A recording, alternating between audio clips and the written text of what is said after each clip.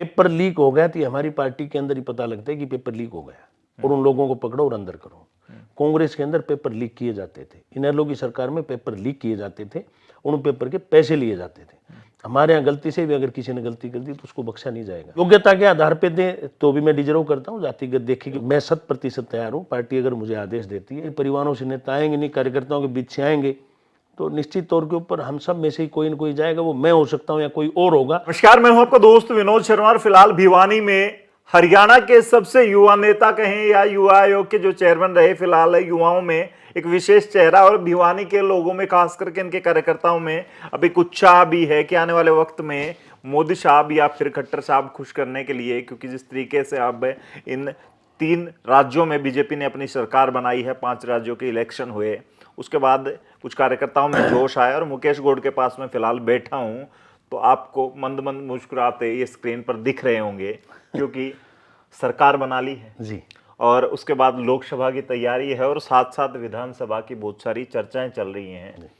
सबसे बड़ा खुशी का ये है कि ब्राह्मण सीएम बन गया, तो ब्राह्मणों को मोदी जी आगे लेके चल रहे हैं, या फिर 3 बार के सीएम रहे उनको चेंज करके नया सीएम ले आए, तो ये खुशी सबसे ज्यादा है कि अब युवाओं को या नए चेहरों को आगे लाया जा रहा है। देखिए भारतीय जनता पार्टी जाति, धर्म और संप्रदाय बहुत ज़्यादा इन चीज़ों पर विश्वास नहीं रखती। भजनलाल शर्मा जी, अगर आप जातिगत बात करें तो भजनलाल शर्मा जी पार्टी के बहुत ही पुराने, अखिल भारतीय विद्यार्थी परिषद, भारतीय जनता युवा मोर्चा, बीजेपी, 3 बार पार्टी के प्रदेश के महामंत्री रहे और अपार प्रतिभा के धनी हैं। उनकी सब चीज़ों को देख करके नए नेतृत्व को मौका मिले, नई लीडरशिप साथ में आए, उसी को लेकर के मोदी जी हों, अमित शाह जी, जेपी नड्डा जी, इन टीम ने तय करके और नया नेतृत्व दिया है। तो इसमें जाति और इन चीज़ों को देखना मुझे नहीं लगता कि ठीक है। लेकिन मुकेश गौड़ जी, सबसे बड़ी बात मैं करूंगा, शायद आपके दिल दिमाग में जरूर ये बात चल रही होगी, 3 बार का सीएम चेंज होना, कहीं ना कहीं आम आदमी को भी हार्ट अटैक आ जाए इस बात से। और आपका जब हमने पिछली बार इंटरव्यू किया था, कहीं ना कहीं कमेंट में कुछ लोग जो फेवर करते हैं दूसरे नेताओं को, और खास करके भिवानी स्थानीय विधायक को, लोग कह रहे थे कि कैसे टिकट कटवा देंगे 3 बार के विधायक की, या कैसे, बहुत सारे कमेंट चले थे। तो अब तो उन लोगों को भी तसल्ली होगी और आपको भी पूर्ण विश्वास होगा, क्योंकि बीजेपी है तो कुछ भी हो सकता है और शायद मेरा नंबर आ सकता है। अब तो 3 बार के सीएम की कट की टिकट है, वो नहीं बन पाए जिस तरीके से, अब वो सीएम नहीं बन पाए, तो यहाँ से विधायक भी अब कोई बड़ी बात नहीं है हटना। देखिए Bharatiya Janata party cadre based politics करती है, केवल और केवल कार्यकर्ताओं के आधार पर काम करने वाली पार्टी है। देश के अंदर एक मात्र पार्टी है। बाकी पार्टियों में मैंने पहले भी इंटरव्यू में कहा कि जहां परिवारों से नेता निकल के आते हैं, वहीं भारतीय जनता पार्टी में कार्यकर्ताओं के बीच से ही, चाहे अखिल भारतीय विद्यार्थी परिषद से आए कार्यकर्ताओं से, भारतीय जनता युवा मोर्चा से आए कार्यकर्ता हों, या अन्य किसी संगठन में काम करते करते राजनीतिक क्षेत्र में आ गए हों, तो पार्टी कार्यकर्ताओं के बीच से नई लीडरशिप लेकर के आती है। और पूरे देश के चुनाव के बाद में आपने कल चाहे वो राजस्थान के मंत्रिमंडल के विस्तार की बात हो, नया जो गठन हुआ उसकी बात हो, या मध्य प्रदेश की बात करो, कहीं भी करो आप, नई लीडरशिप जो है सामने आई है। रही लोकल यहाँ पर भिवानी की बात, तो मैं पहले भी पूरा उत्साह के साथ में लगा हुआ था और पूरी टीम लगी हुई थी कि हम भी तैयारी करें और यहाँ पर हमें चुनाव लड़ने का मौका मिले। निश्चित तौर पे इन चुनाव के बाद में उत्साह और बढ़ा है। और ये भी हकीकत है कि 3 बार के जो मुख्यमंत्री थे उन लोगों को पार्टी और अन्य काम देगी। ठीक है कि प्रदेश के अंदर उन लोगों को मुख्यमंत्री के तौर पर रिपीट नहीं किया गया, परंतु संगठन में और काम मिलेगा। वो बहुत बड़े नेता हैं, उनका राष्ट्रीय स्तर के ऊपर इस्तेमाल होगा, बाकी पार्टी का शीर्ष नेतृत्व देखेगा, परंतु टीम में बहुत जबरदस्त उत्साह है। राजू, कमाल की बात है। फिलहाल सबसे बड़ी बात करें, युवाओं को और नए चेहरों पर विश्वास किया जा रहा है। नए चेहरों पर विश्वास करने के पीछे मोदी जी का ये है कि नए नेताओं को आगे लाना जरूरी है, पुराने चेहरों पे दांव खेलना कहीं ना कहीं आने वाले वक्त में भी डर या फिर हार का भय है, या फिर नहीं। परिणाम कुछ और हो सकते हैं, क्योंकि जिसको बार बार रिपीट करेंगे तो जनता भी कहीं ना कहीं एंटी इनकम्बेंसी की बात होती है, वो हो जाता है, और उसका कहीं ना कहीं मोदी जी ये बड़ा खतरा मोल नहीं लेंगे। नहीं, देखिए भारतीय जनता पार्टी का जब गठन हुआ तब श्यामा प्रसाद मुखर्जी जी, दीनदयाल जी, अटल जी, अडवाणी जी, बलराज मधोक जी, सुंदर सिंह भंडारी जी, ये राजमाता जी, ये बहुत से लोग थे जो पहला बैच था।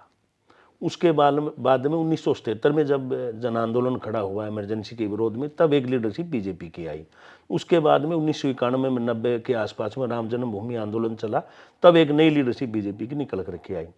अब बीच में भी नेता आते रहे, परंतु जब ये अमित शाह जी और मोदी जी जब से देश की बागडोर इन लोगों ने संभाली है, हमारे नेताओं ने, तो अब एक नई पीढ़ी की आवश्यकता है। पार्टी क्योंकि कैडर बेस्ड पार्टी है, परिवारों से नेता आएंगे नहीं, कार्यकर्ताओं के बीच से आएंगे, तो निश्चित तौर के ऊपर हम सब में से ही कोई न कोई जाएगा। वो मैं हो सकता हूँ या कोई और होगा, वो तो शीर्ष नेतृत्व को पता। हम अपने उत्साह के साथ में काम करेंगे। यहाँ पर ये मायने नहीं रखता। देखिए, आप शिवराज जी से आप उदाहरण लीजिए, शिवराज जी हों या वसुंधरा जी हों या रमन सिंह जी हों, उन लोगों ने शहर स्वीकार किया और सबसे पहली माला डालने वाले वो लोग थे।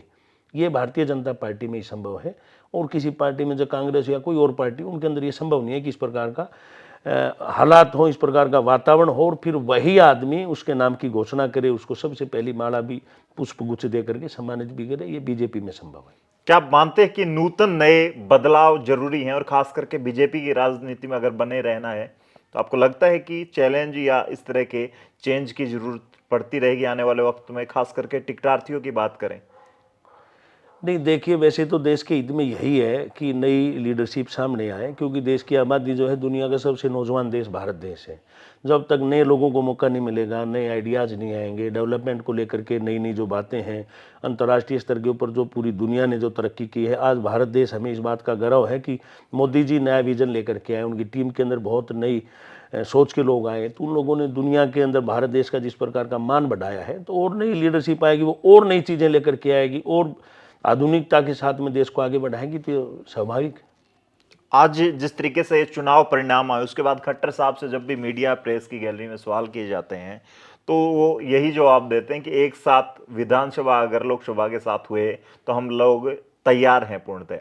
मुकेश गौड़ कितने तैयार हैं? क्योंकि खट्टर साहब तैयार हैं, तो मुकेश गौड़ भी तैयार हैं अगर उनको खुद चुनाव मैदान में कूदना पड़े? देखिए, दो अलग अलग सवाल पूछे आपने। पहला आती है भारतीय जनता पार्टी का, माननीय मनोहर लाल जी ने जो कहा, भारतीय जनता पार्टी 24 घंटे और हमेशा चुनावी मोड में रहती है। हम काम करने वाले लोग हैं। पार्टी की अब भी यात्राएं चल रही प्रदेश के अंदर और पूरे देश भर के अंदर।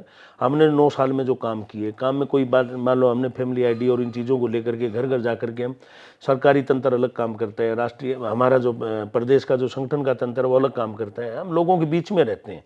अगर कोई समस्या है, तो अगर जहाँ हमारी सत्ता है, वहाँ सदन के माध्यम से हम उन लोगों की काम करते हैं। जहाँ पर सत्ता में हम नहीं हैं, वहाँ हम सड़क के अंदर उनकी आवाज़ को बुलंद कर करके उस काम को करने का, उस काम को करते हैं। और इसीलिए हम 24 घंटे पार्टी जो है चुनाव के मोड में रहती है। हमारे जीतने का कारण भी है ये। लेकिन मैं वो वाला सवाल आपसे करूंगा नहीं कि चुनाव साथ होंगे या नहीं होंगे। मुकेश गौड़ कितना तैयार हैं अगर चुनाव साथ हो जाते हैं? मैं 100% तैयार हूँ। पार्टी अगर मुझे आदेश देती है तो। पार्टी का बहुत नीचे तक, व्यक्तिगत भी मेरी मैं अगर बात करूँ तो मेरे बहुत पुराने साथी, स्टेडियम के टाइम के, एजुकेशन के टाइम के, बाद में भी मेरी एक बहुत पुरानी और लंबी टीम यहाँ पर, बहुत बड़ा एक ग्रुप है। और पार्टी का तो यहाँ पर पन्ना प्रमुख तक, यहाँ ये जो क्षेत्र है तो पूर्णतः भारतीय जनता पार्टी का क्षेत्र है। और पूर्व में भी हमने 3 बार लगातार अब जीती है। उससे पहले भी भगवान देव प्रभाकर जी चुनाव हमने उनका जीता। फिर दूसरे चुनाव में बहुत नज़दीकी मार्जिन से हम हार गए थे। फिर जोशी जी यहाँ से चुनाव लड़े तो वही बहुत कम मार्जिन से वो चुनाव आ रहे थे। ये भारतीय जनता पार्टी की सीट है और व्यक्तिगत तौर पे मैं बिल्कुल पूर्णतः तैयार हूँ। भिवानी से भी ब्राह्मण चेहरे पर विश्वास कर सकती है बीजेपी? क्योंकि ब्राह्मणों का एक बड़ा, अगर असेंबली इस एरिया की बात करें, क्योंकि राजस्थान में सीएम तक दे दिया, तो भिवानी में खास करके लोगों का, ब्राह्मणों का, आप समाज के साथ भी जुड़े हैं, तो उनको होता है ये कि भी भिवानी में भी एक बड़ा ब्राह्मण चेहरा आ सकता आने वाले वक्त? नहीं, देखिए, बार बार ये जातिगत आप बात करते तो हमारी भारतीय जनता पार्टी की विचारधारा में ये है नहीं। और परंतु इसमें कोई दो राय नहीं कि टिकट का जब बंटवारा होता है तो जातियों के समीकरण का, क्योंकि हर जाति को, बिरादरी को मौका मिले, उसको ध्यान में रख के टिकट बंटवारा होता है। तो इसमें कोई दो राय नहीं कि भिवानी के अंदर तकरीबन 41,000 वोट ब्राह्मण बिरादरी का है, पंडितों का वोट है। तो योग्यता के आधार पर दें तो भी मैं डिजर्व करता हूँ। जातिगत देखेगी तो पार्टी देखेगी, परंतु मैं ये नहीं चाहता कि वो जातिगत बातों के ऊपर पार्टी विश्वास नहीं करती, योग्यता पे विश्वास करती है। और मैंने काम किया है। अगर पार्टी को लगेगा मुझे निश्चित तौर पे चुनाव लड़वाएगी, नहीं लगेगा तो संगठन में जहाँ काम देगी वहाँ काम करेंगे। सबसे बड़ी बात आपने कहा कि धरातल पर आपका बड़ा बेस है, बड़े युवाओं के साथ साथ दूसरे कार्यकर्ता आपके साथ कई पीढ़ियों से जुड़े हैं। आने वाले वक्त में अगर चुनाव की टिकट मिलती है और चुनाव होता है, या टिकट के ही सबसे बड़ा रोड़ा है, खास करके बात करें तो हम चुनाव में भी मजबूती आपको टिकट तक की ले जाएगी। जिस तरीके से नायब सैनिक आपके घर तक आना हुआ अब अध्यक्ष बनते ही, उनके साथ आपका जुड़ाव इतना पुराना रहा है, युवा के जब आप जिलाध्यक्ष रहे हैं, महामंत्री रहे हैं, तो वो फायदा देगा इस चीज़ का? ऊपर संगठन में इतनी दो मजबूती आपके अलग अलग सवाल आ गए। एक तो मेरे जुड़ाव की बात नीचे की, है। उसमें तकरीबन 25-26 मेरे ऐसे साथी हैं जिनकी सेकंड जनरेशन नहीं, जिनके बच्चों की शादियां भी हो गई। तो मैं 25-26 साल का मेरा राजनीतिक अनुभव है। तब मैं भारतीय जनता युवा मोर्चा से शुरू किया था, मुझे इस बात का गौरव की अनुभूति है, एक भी साथी मुझे छोड़ करके नहीं गए। तो हमारी जो पूर्व की जो 1997 से हमने एक जो टीम खड़ी की थी, तो उसमें बहुत से साथी, सत्येंद्र परमार है, मंजीत छोरान है, अमित वाल्मीकि है, शिव कुमार पराशर है, बन्नी गुज्जर है, दिनेश अत्री है, ऐसे बहुत से ऐसे साथी हैं जिनके जो है ना एक दो के तो लड़के के भी लड़का हो गया। तो वो लोग वर्षों से मेरे साथ जुड़े हुए हैं। तो मेरा व्यक्तिगत यहाँ जुड़ाव ठीक है। रही नायब जी की बात, माननीय प्रदेश अध्यक्ष जी की, तो हम दोनों ने इकट्ठा युवा मोर्चा में भी काम किया। हमारे बहुत ही माननीय प्रदेश के अध्यक्ष हैं और मित्रवत संबंध है, पारिवारिक संबंध है, वो एक अलग बात है। उससे पहले भी बहुत घर पे आए, बहुत कई बार घर पे आना हुआ उनका। तो मित्रता अलग चीज़ है, पारिवारिक संबंध अलग चीज़ है और संगठन का काम अलग है। उनको जो लगेगा, मेरा जहाँ इस्तेमाल लगेगा संगठन को वहाँ करें। अच्छा, भिवानी में अध्यक्ष जी के स्वागत के लिए तो हर किसी नेता ने अपने अपने पोस्टर बैनर लगा रखे थे, लेकिन आपके वो 25 साल बेमिसाल वाले पोस्टर भी नजर पड़ी उन पे भी नायब सैनी जी की? नहीं, वो 25 साल बेमिसाल का जो है वो बिल्कुल एक भिवानी की राजनीति को लेकर के बहुत सही मायने में कहूँ तो भिवानी नहीं, प्रदेश भर की राजनीति के अंदर एक संदेश है। लोग किस प्रकार दल बदलते हैं। मैं एक भिवानी के एक नेताजी हैं, 2-3 में 4 को जानता हूँ, जिनकी गाड़ियों के अंदर जो है ना झंडे, ड्राइवर पूछता था जी आज कौन सी पार्टी का झंडा लगाना है।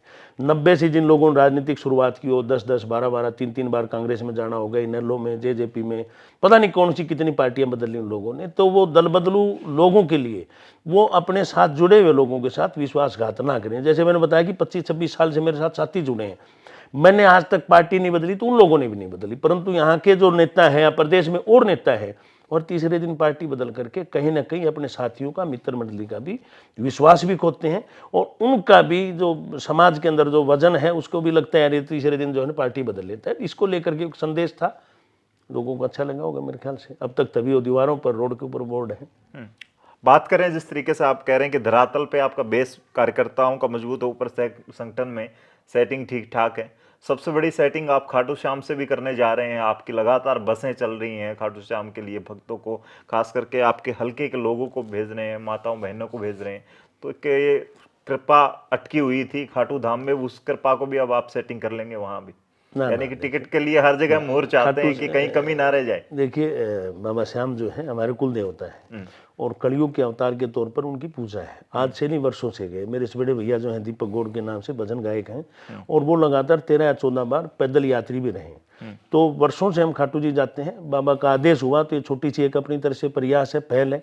इसको आप राजनीतिक स्टंट ना मान करके, हाँ ठीक है कि हो सकता है कहीं कृपा रुकी हो तो बाबा हमारे ऊपर भी कृपा दृष्टि कर दे, वरना बाबा की कृपा है कि हम यहाँ इस प्रकार से और हम लगे हुए हैं। घर में सब सुख शांति, सारी चीज़ें ठीक है। प्रभु की विशेष अनुकंपा है हमारे ऊपर।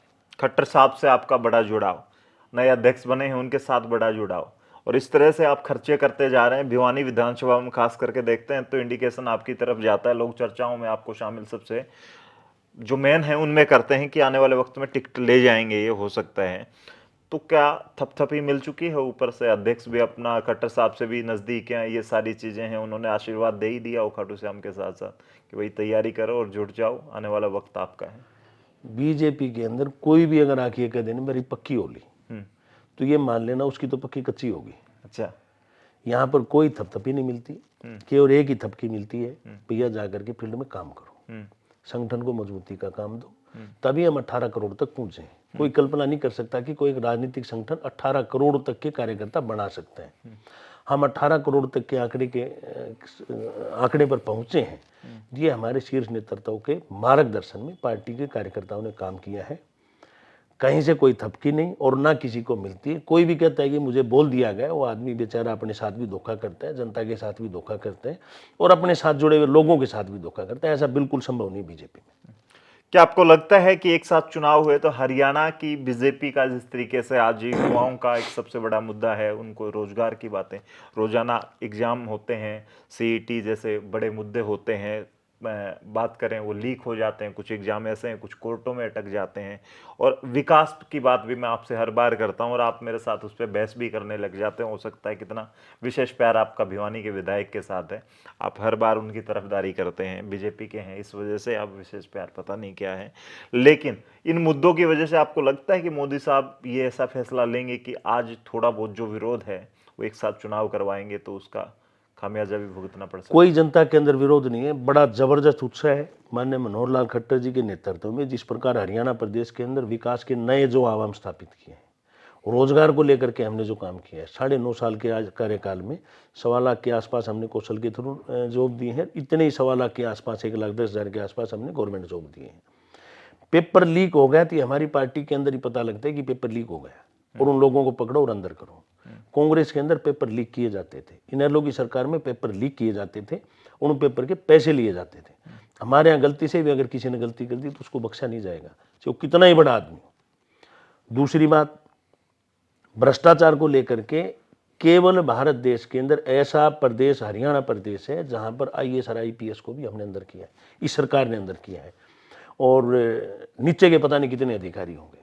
तो हर क्षेत्र में हमने प्रयास किए हैं, और कोई भी नई चीज़ की शुरुआत होती है तो उसके अंदर कोई छोटी मोटी तकनीकी खामियां रहती होंगी, उसको समय रहते हमने ठीक किया है। कोई छोटी मोटी और दिक्कत होगी उसको भी ठीक करेंगे। तो नई चीज़ों की शुरुआत थी, प्रदेश को बहुत आगे लेकर के जाना था। आज हरियाणा प्रदेश देश के बहुत अग्रणी राज्यों के अंदर है, इस बात की गौरव की अनुभूति है और जनता भी ऐसा महसूस करती है। इन राज्यों के इलेक्शन के बाद कहीं ना कहीं सब जगह ये चर्चा है कि कांग्रेस कमजोर पड़ रही है, लेकिन हरियाणा के खास तौर पे अब किरण चौधरी एक महिलाओं का सम्मेलन करके बड़ी मजबूती दिखा के गई है भिवानी में। वो कहती हैं कि हमारी सरकार बनेगी। हुड्डा साहब भी हर तरफ अब कह रहे हैं कि हरियाणा एक अलग प्रदेश है और यहाँ पे हम सरकार जरूर बना लेंगे, यहाँ पे खट्टर का जादू नहीं चलेगा, या फिर अगर ये हुड्डा साहब ये कह दें कि मतलब मोदी जी का जादू चलेगा, खट्टर साहब का जादू चलेगा, तो अपनी कार्यकर्ताओं को कैसे रोक पाएंगे। किरण चौधरी जी ने जो महिला सम्मेलन करवाया, कोई एक यहाँ का थोड़ी, पूरी लोकसभा का महिला सम्मेलन था, और उसकी संख्या को अगर आप अच्छा संख्या मानते हैं तो हमारी वर्किंग कमेटी की जो मीटिंग होती है उतनी भी कार्यकर्ता, इतने तो हमारे कार्यकर्ता, जब हमारा पन्ना प्रमुख सम्मेलन होता है उसमें इससे कहीं ज्यादा होते हैं एक विधानसभा की। ये पूरी लोकसभा का कार्यक्रम था, पूरी लोकसभा से 9 की 9 विधानसभाओं से यहाँ पर लोग आए थे, और अपने कार्यकर्ताओं को रोक के रखने के लिए बेचारों को झूठ बोलनी पड़ती, और बोलने भी क्या, कह नहीं सकते सच्ची बात। तो क्या लगता है मुकेश गोडको की किरण चौधरी हो या हुड्डा साहब हो, कोई मजबूत नहीं है बीजेपी? नहीं, वो अपनी सीट बचा लें। पिछली बार किरण चौधरी मालिक की कृपा उसके ऊपर रही कि वो तो थोड़े से मार्जिन से बच गई। भूपेंद्र सिंह हुड्डा और दीपेंद्र हुड्डा को भी बीजेपी के नेताओं ने हराया। अब की बार भी ना किरण चौधरी जीतने वाले ना भूपेंद्र हुड्डा, विधानसभा भी हारेंगे 100%। पिछली बार 75 पार का नारा जो है कहीं अधूरा रह गया था, अब की बार तो मतलब ही नहीं कम रह जाए। जी, तो भाई फिलहाल दिखा आपको जिस तरीके से बीजेपी के भक्ति की बात करें, 25 साल बेमिसाल की बात की इन्होंने, और बीजेपी अब उन लोगों पर भरोसा जरूर कर रही है। छोटे छोटे एक महामंत्री को उठा के उन्होंने विधायक बनाया, मुख्यमंत्री बना दिया। ब्राह्मणों को आगे ला रही है बीजेपी, चाहे बेशक ये साफ तौर पर मना कर दें, या फिर ओबीसी वोट बैंक पर बीजेपी खेल रही है और नए चेहरों पर है बीजेपी खेल रही है। आने वाले वक्त में क्या बीजेपी खेल सकती है भिवानी से मुकेश गोड पर? मुकेश गोड को टिकट मिल सकती है क्या? हम हर वक्त यही सवाल करते हैं, और ये हर वक्त इशारा या फिर उसको मूव दे देते हैं, बीजेपी की तरफ मूवमेंट दे देते हैं, फिलहाल ढाल देते हैं। लेकिन आपको क्या लगता है कि आने वाले वक्त में विधायक घनश्याम सराफ की जगह दूसरा कैंडिडेट हो सकता है बीजेपी की तरफ से? क्या बीजेपी को जरूरत है अब बदलाव की, या फिर वैसे का वैसा चलता रहेगा? इस वीडियो को शेयर करते हुए कमेंट में लिखें। तब तक के लिए धन्यवाद। राम राम, जय हिंद।